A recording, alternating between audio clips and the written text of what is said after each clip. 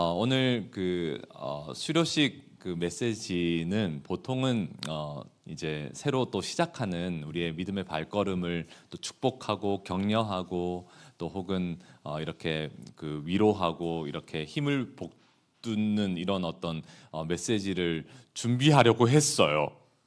그렇게 노력했거든요.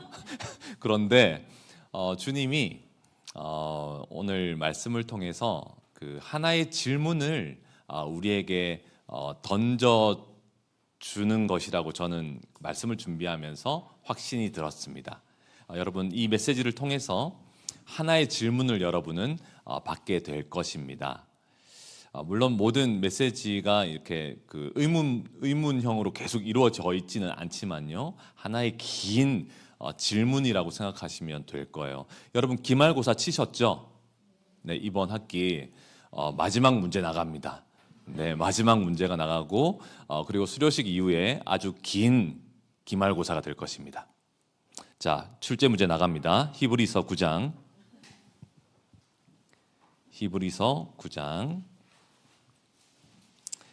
11절부터 14절입니다.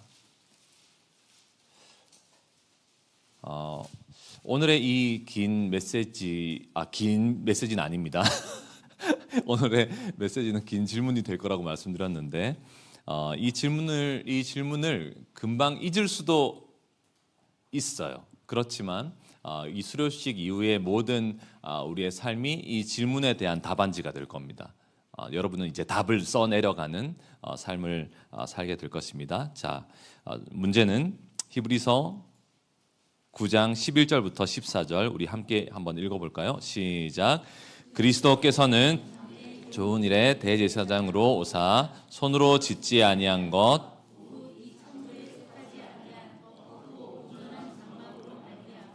염소와 송아지의 피로 하지 아니하고 오직 자기의 피로 영원한 속죄를 이루사 새 피와 및 암소의 죄를 부정한 자에게 뿌려 그 육체를 정결하게 하여 거룩하게 하거든 하물며 영원하신 성령으로 말미암아 흠없는 자기를 하나님께 드린 그리스도의 피가 어찌 너희 양심을 죽은 행실에서 깨끗하게 하고 살아계신 하나님을 섬기게 하지 못하겠느냐? 긴 질문을 한번 해보도록 그러면 하겠습니다. 사랑하는 여러분, 우리는 살아계신 하나님을 섬기는 자가 되어야 합니다. 되어야 하는 게 아니라 우리는 살아계신 하나님을 섬기는 것이 마땅합니다. 우리는 너무나 당연하게 하나님을 섬겨야 합니다. 우리가 살아계신 하나님을 섬기지 않는 것은 너무나 이상한 일이고 기괴한 일이고 비정상적인 일입니다. 하나님을 섬기지 않는 것은요, 이상한 일입니다. 왜냐하면 그리스도께서 우리를 대신하여 죽으셨기 때문입니다. 그리스도께서 나를 대신하여 죽으셨습니다. 그리스도께서 나를 대신하여 죽으셨다는 이 짧지만 너무나 강력하고 어마어마한 이 문장을 정확하게 설명하기 위해서 굉장히 친절하게 안내하는 성경이 바로 히브리서입니다. 우리가 먼저 알아야 할 것은요, 죄된 인간이 여러분 복음으로 인해서 받은 이 구원의 크기는 실로 어마어마하게 큰 것이고요, 위대한 것이고 무거운 것이고 실로 엄청난 것입니다. 이 구원의 크기 말이죠. 저는 여기 있는 우리 모두가 우리 자신을 구원하신 하나님의 구원의 크기가 얼마나 엄청난 것인지를 우리는 아직 감을 잡고 있지 못하다고 저는 생각합니다. 구원은 여러분 우리가 생각하는 것보다 훨씬 더 크고 거대합니다. 히브리서 2장 3절은 이렇게 말씀합니다. 우리가 이같이 큰 구원을 등한히 여기면 어찌 그 보응을 피하리요? 이렇게 말씀합니다. 여기서 등한이라고 표현된 말은요, 어떤 의미냐면 소홀히 여기고 가볍게 여기고 부주의하고 그리고 그것을 아는 일에 게으른 것을 의미합니다. 그 구원을 아는 일에 게으른 거예요. 소홀히 여기고 가볍게 여기고 부주의한 것을 얘기하는 것입니다. 이 큰 구원을 그런 식으로 대하면 보응을 피할 수 없을 것이라고 히브리서는 강력하게 경고합니다. 그런데 이 경고가 여러분 그 히브리서를 전체적으로 바르게 우리가 대하면 정말 이렇게 경고하는 것이 너무나 합당하다는 것이 납득이 됩니다. 히브리서를 전체적으로 묵상하면 이해가 돼요. 충분히 그런 것입니다. 사실 복음과 여러분 이 복음이 허락해 주는 구원은 어떤 면에서는요 너무나 기쁜 것이죠. 그렇지만 어떤 면에서는요 우리를 두렵게 만드는 측면이 있어요. 복음이 얼마나 엄청난 얘기인지를 알면, 그리고 그 복음이 허락해 준 구원이 얼마나 놀라운 것인지를 알면 동시에 어떤 두려운 측면이 동시에 생깁니다. 이게 무슨 말이냐? 여러분 복음은 너무나 엄청난 것이잖아요. 할렐루야. 너무나 놀라운 소식입니다. 여러분 복음은 진짜로 놀라운 것입니다. 그런데 그 복음을 무시하고 복음에 집중하지 않고 복음을 아는 일에 게으르고 등한히 여기고, 그것은요 정말 피조물인 우리 인간으로서 할 짓이 못 됩니다. 아멘? 할 짓이 못 돼요. 해서는 안 되는 일입니다. 그렇게 하는 것은요 우리 자신을 매우 매우 위험하게 만드는 일입니다. 매우 매우 위험하게 만드는 일이에요. 사랑하는 여러분, 우리 하나님은 살아계십니다. 하나님은 살아계십니다.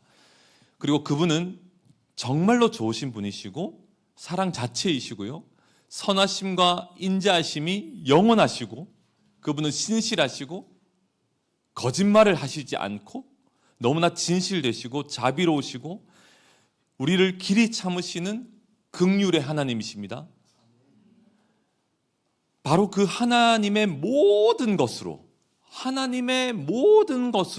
복음을 이루어 놓았습니다. 그리고 그 복음을 바로 우리에게 주신 것이죠. 그런데 이 복음을 거부하는 것은 어떤 일이 되겠습니까? 하나님의 모든 것을 거부하는 일이 되어버리고 마는 것입니다. 하나님의 모든 것으로 복음을 이루어 놓았습니다.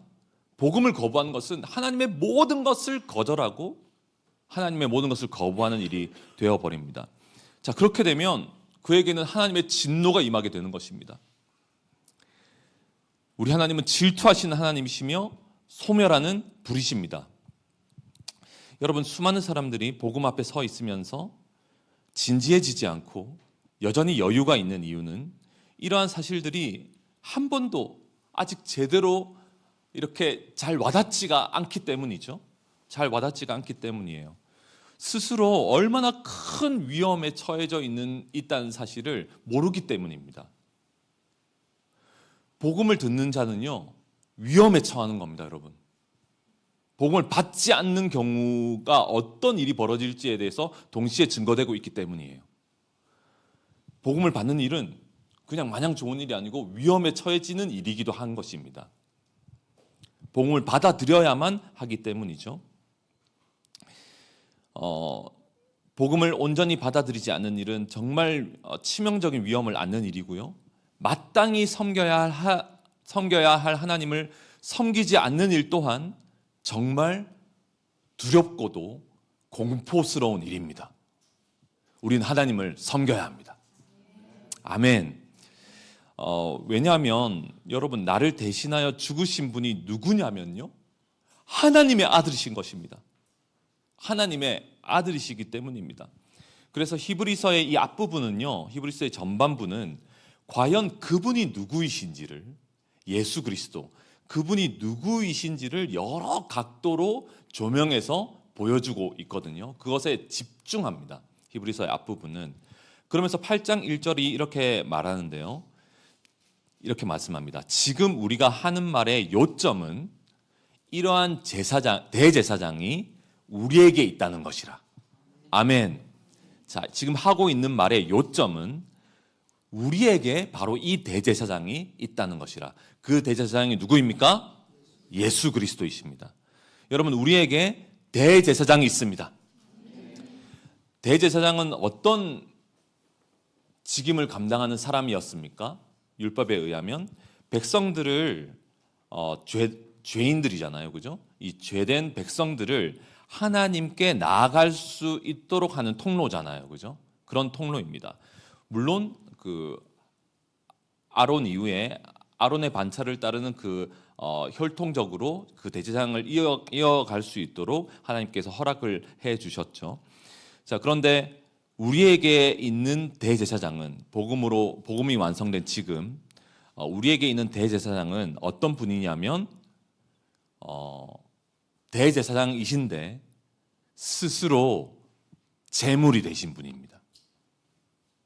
스스로 제물이 되신 분이십니다. 구약의 율법상 한 번도 일어나지 않은 일, 대제사장이 제물이 되는 일. 자, 그 충격적인 내용을 히브리서는 율법을 아는 사람들에게 전달하고 있는 것입니다. 자, 저는 개인적으로 생각합니다. 히브리서에서 가장 충격적인 내용이 바로 이 지점이라고 생각해요. 대제사장이 제물이 된 거예요. 그냥 구약의 율법으로 생각해 보면 제사를 드리러 온 거예요. 죄를 지은 사람이 속죄일이 되어서 제사를 드리러 왔는데 제가 제물이 없어요. 대제사장이 괜찮습니다. 제가 죽을게요. 하고 그 자리에서 죽는 겁니다. 그리고 당신은 속죄가 되었다고. 이런 일을 겪게 된다면 대제사장이 내 눈앞에서 죽고 그 사람이 그렇게 속죄를 얻게 된다면 그 사람은 정상적인 삶을 살 수 있을까요? 그런 놀라운 일이 십자가에서 벌어진 일이 바로 복음이라는 거예요. 복음이라는 겁니다. 충격적인 내용이에요. 말이 안 되는 얘기입니다. 율법을 아는 사람들은 너무나 이 율법을 제대로 알고 제대로 제사법을 지킨 사람일수록 이 히브리서의 내용은 너무나 충격적으로 와닿았을 것이 분명합니다. 이전으로 돌아갈 수 없는 사람이 되어버리고 말았을 거예요. 특별히 오늘 함께 읽었던 본문은 레위기 16장에 나오는 1년에 한 번만 드리는 속죄일에 벌어지는 일의 모습을 보여주고 있어요. 속죄일은 대제사장이 이제 백성의 죄사함을 하나님께 간구하기 위해 지성소에 들어가서 속죄제를 드리는 1년 중에 유일한 날입니다. 그렇게 할 때도 제사장은 그냥 들어갈 수 있을까요? 없을까요? 없습니다.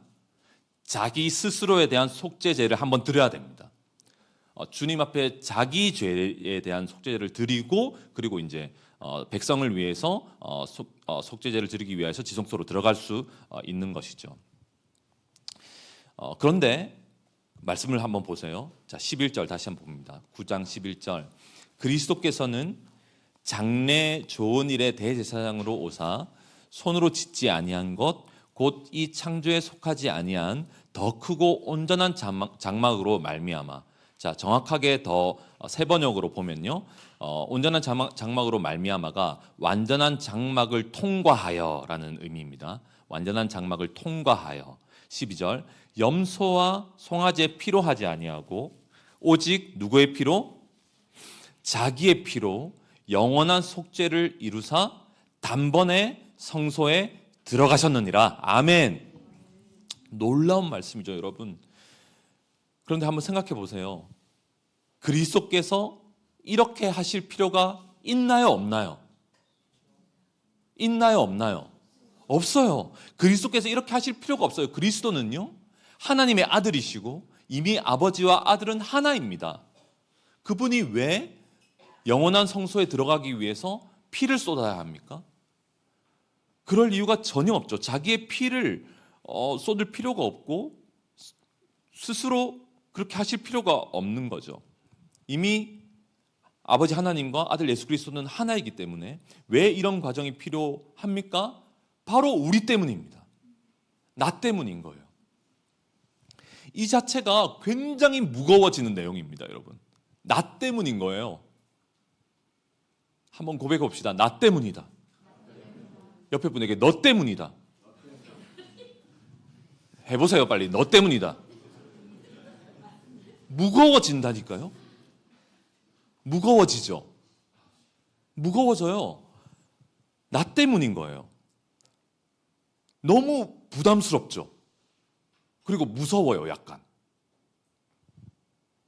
그리고 그 13절에 다시 설명합니다. 13절, 14절 함께 다시 한번 읽어볼까요? 시작. 염소와 황소의 피와 및 암송아지의 죄를 부정한 자에게 뿌려 그 육체를 정결하게 하여 거룩하게 하거든 하물며 영원하신 성령으로 말미암아 흠 없는 자기를 하나님께 드린 그리스도의 피가 어찌 너희 양심을 죽은 행실에서 깨끗하게 하고 살아계신 하나님을 섬기게 하지 못하겠느냐. 아멘. 자, 14절의 하물며, 펜 같은 게 있으신 분은 거기 동그라미를 하세요. 하물며. 이 14절의 하물며를 얼마나 강하게 느끼는지에 따라서 이 말씀을 얼마나 알아듣고 얼마나 못 알아듣는지가 결정됩니다. 이 하물며를 얼마나 강하게 느끼는지에 따라서 지금 이 말씀을, 이 메시지를, 이 질문을 알아듣는지 못 알아듣는지가 결정됩니다. 하물며. 오늘 제가 가장 강하게 외치고 싶은 말입니다. 하물며. 함께 크게 한번 외쳐볼까요? 하물며. 시작. 하물며. 하물며. 오늘 메시지의 제목입니다. 하물며. 이 엄청난 사실, 염소와 황소와 같은 짐승들의 피가 이 죄된 존재들을 거룩하게 한다면 하물며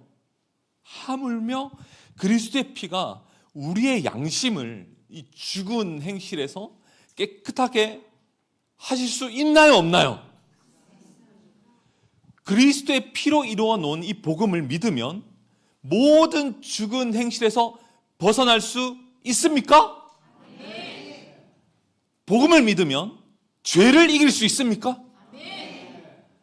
복음을 믿으면 세상에 대해서 완벽하게 죽을 수 있습니까?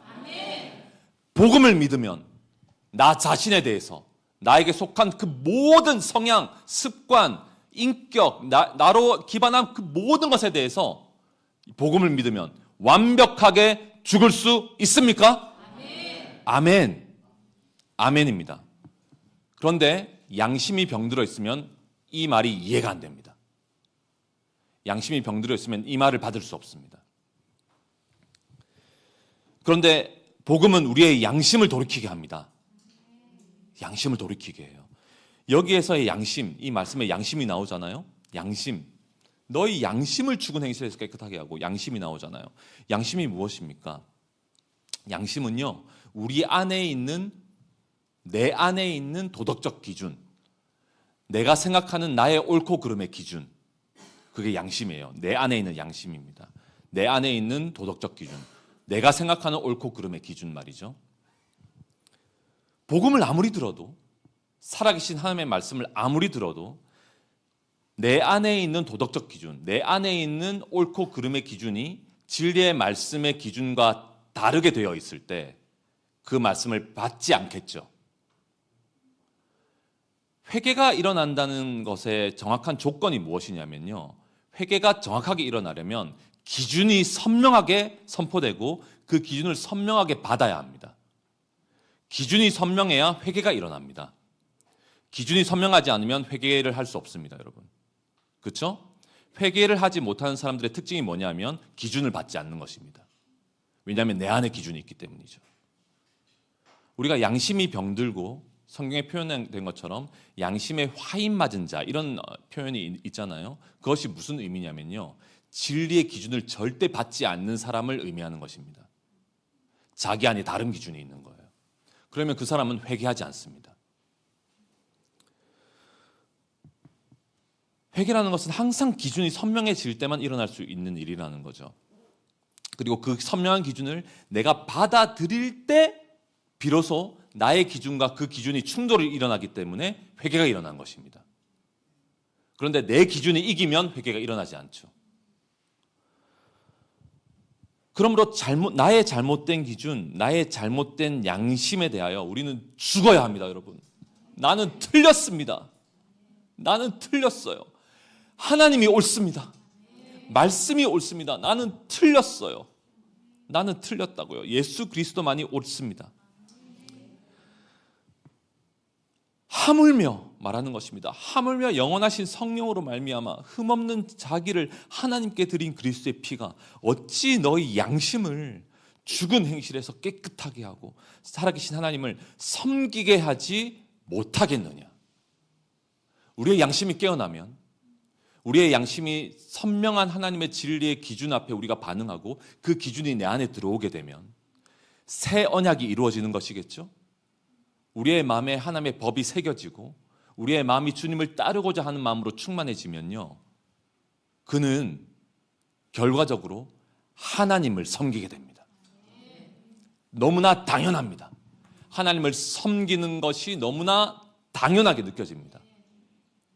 여러분, 이 수료식을 맞으신 우리 모두, 우리 학생들, 우리 선교사님들, 우리 모두 이 수료식 이후 하나님을 섬깁시다. 그래야만 합니다. 그렇지 않은 것은 굉장히 위험한 것입니다. 이 복음의 내용을 알면 알수록 하나님을 섬기지 않는 건 너무 위험한 것이다 깨닫게 됩니다. 깨닫게 돼요.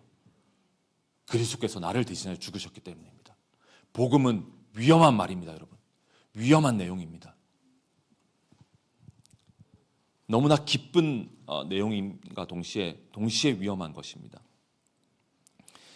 이 고귀하신 그리스도의 피가 여러분 도대체 어떤 일을, 어떤 사람을, 어떤 종류의 인간을, 그리스도의 피가 어떤 종류의 인간을 하나님을 섬기게 하지 못하겠습니까? 어떤 인간이길래 대체 복음을 듣고도 하나님을 섬기지 않을 수 있겠습니까? 우리 모두 살아계신 하나님을 섬기는 복된 삶으로 나아갑시다. 이 큰 구원을 받은 자는요, 마땅히 우리 하나님을 영원히 섬기는 자입니다. 우리는 하나님을 섬기는 존재로 구원을 받은 것입니다. 우리는 주님을 따르는 자로 구원을 받은 것이고요, 우리는 그 하나님께 충성된 자로 구원을 받은 것입니다. 아멘. 요한계시록 7장에 우리 한번 넘어가 볼까요? 요한계시록 7장 13절부터 보면요,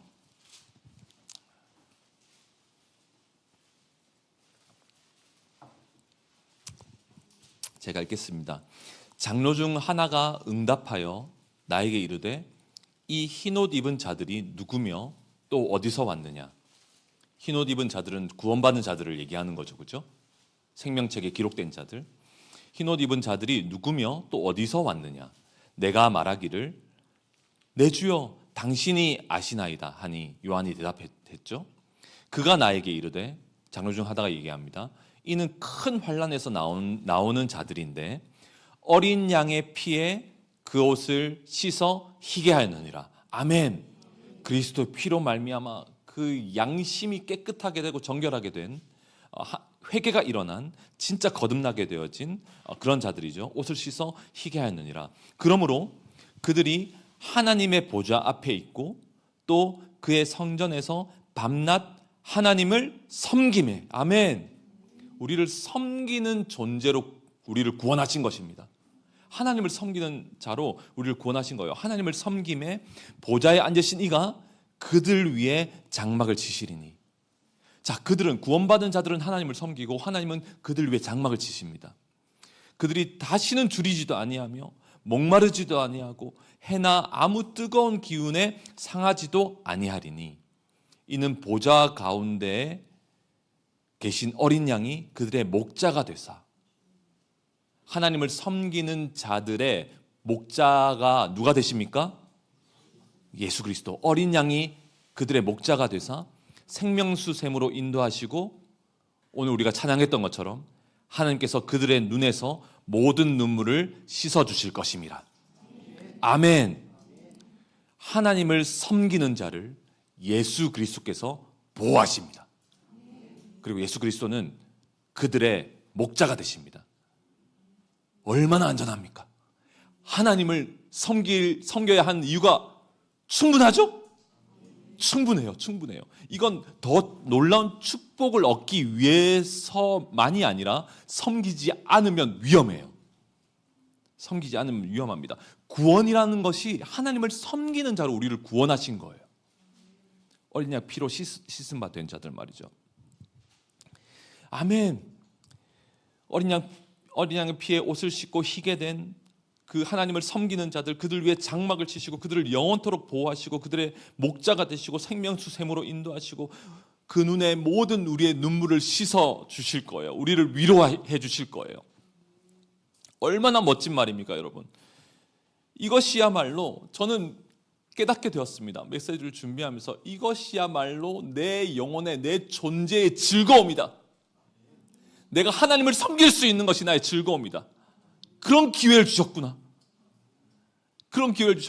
주님께 헌신하고 주님의 말씀 앞에 순종하고 전심으로 그분을 섬기는 것, 나의 일생의 모든 의미가 나를 위해 살지 않고 진짜 그리스도를 위해 살아가는 하나님께 살아있는 자가 되어 그분을 섬기는 것이 내 평생에 얼마나 놀라운 즐거움인가, 얼마나 기쁜 일인가 하는 생각을 하게 되었습니다.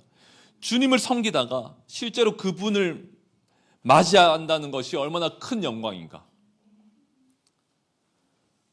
착하고 충성된 종아, 내가 작은 일에 충성하였으니 주인의 즐거움에 너 참여할지어다.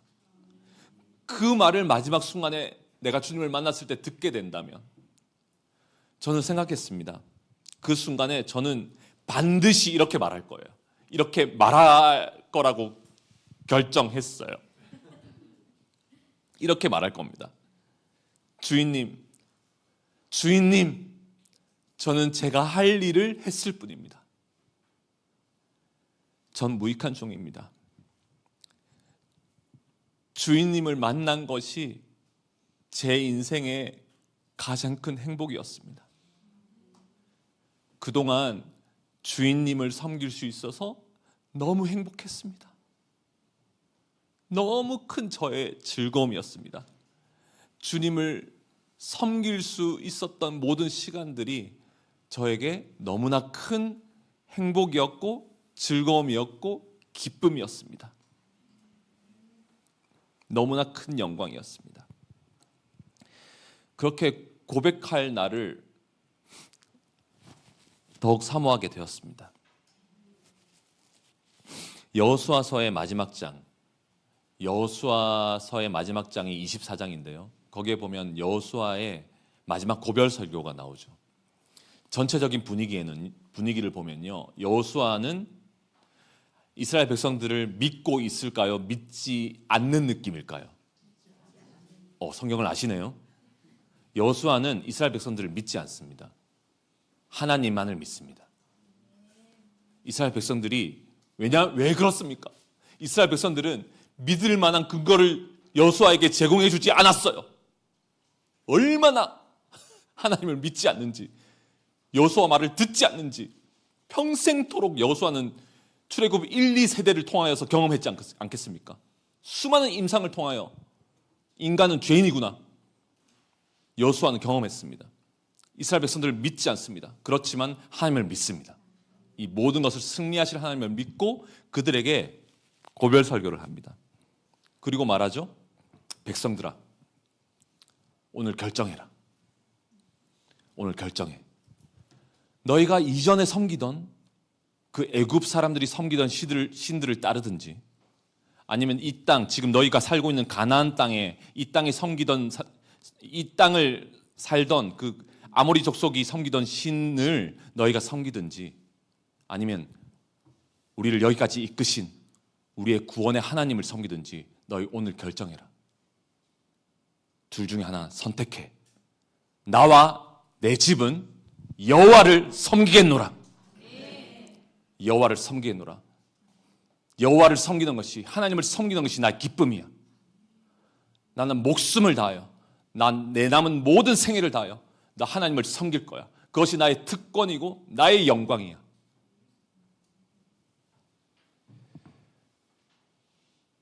거대한 질문입니다.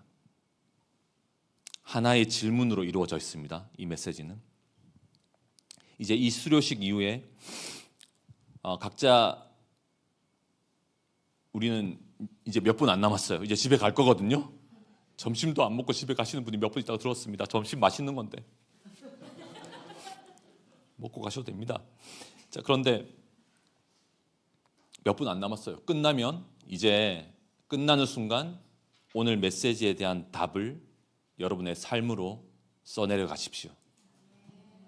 긴 기말고사가 될 겁니다. 그리고 그 최종 성적표를 우리 주님께서 해주실 거예요. 정말 다시 한번 질문합니다. 짐승의 피로도 사람들을 거룩하게 했거든. 율법에 의하면 염소와 송아지의 피로도 그 사람들을 거룩하게 했거든. 하물며 흠없고 고결하신 그리스도의 피가 우리의 양심을 일깨워서 모든 죽은 행실에서 우리를 깨끗하게 하고 능히 살아계신 하나님을 섬기게 하지 못하겠습니까? 여러분, 주님 앞에 뭐라고 답하겠습니까? 세상에 있는 수많은 대학을 나와도 좋은 회사에 들어가서 그 회사에 뼈를 묻을 각오를 하고 섬기기 위해서, 그 회사를 섬기기 위해서 그렇게 하는데, 하물며 헤브론 선교대학교 수료식을 한 우리가 이 놀라운 복음을 듣고 어찌 여러분 하나님을 섬기지 않을 수 있겠습니까? 함께 잠깐 기도합시다.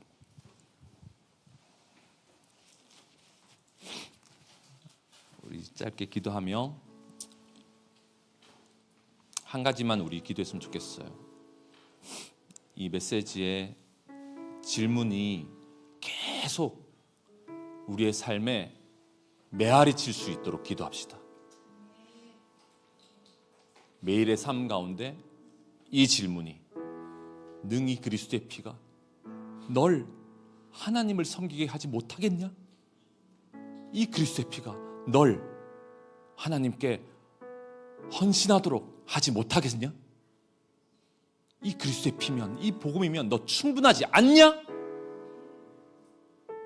너 바보냐? 어떻게 그럴 수가 있어? 넌 양심이 있냐? 어떻게 그럴 수가 있냐고. 이 복음이 널 하나님을 섬기지 못하게 하겠냐? 이 질문이 평생의 삶에 메아리 칠 수 있도록 주님 성령님 나를 도와주십시오. 잠깐 기도하겠습니다.